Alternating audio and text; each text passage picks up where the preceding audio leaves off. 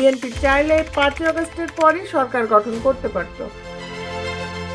বিএনপির চেয়ারপারসনের উপদেষ্টা আব্দুল সালাম বলেছেন, অন্তর্বর্তীকালীন সরকার ভাবছে বিএনপি ক্ষমতার জন্য পাগল হয়ে গেছে, কিন্তু আসল সত্যি হলো বিএনপি ক্ষমতার জন্য পাগল নয়।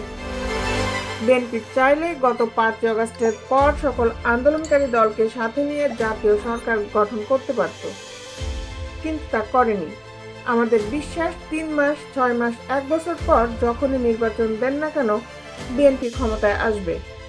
বিএনপি নির্বাচন ছাড়া ক্ষমতায় আসতে চায় না। রবিবার দুপুরে মোহনপুর সরকারি উচ্চ বিদ্যালয়ে উপজেলা বিএনপির দ্বিবার্ষিক কাউন্সিলে প্রধান অতিথির বক্তব্যে তিনি এসব কথা বলেন। তিনি আরও বলেন, আওয়ামী লীগ ছাড়া সব দলকে নিয়ে নির্বাচন হবে, কারণ আওয়ামী লীগ ভারতের দল। গত 15 বছর ভারত ঠিক করে দিয়েছে এ দেশে কিভাবে নির্বাচন হবে। এখনো তারা আওয়ামী লীগকে ফিরিয়ে আনার জন্য ষড়যন্ত্র করছে। তিনি আরও বলেন, আওয়ামী লীগকে ফেরত আনতে বিএনপি ঠেকা পড়েনি, বিচারের পরই আওয়ামী লীগ ফিরতে পারবে।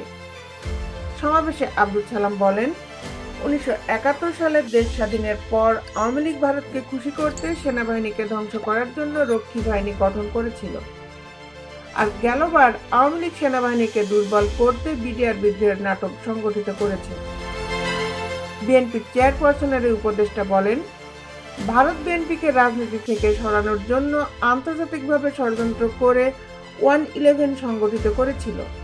সভায় আরও বক্তব্য রাখেন বিএনপির কেন্দ্রীয় ত্রাণ ও পুনর্বাসন বিষয়ক সহ সম্পাদক শফিকুল হক মিলন ও রাজশাহী বিভাগের সাংগঠনিক সম্পাদক সৈয়দ শাহীন শওকত সহ আরও অনেকেই।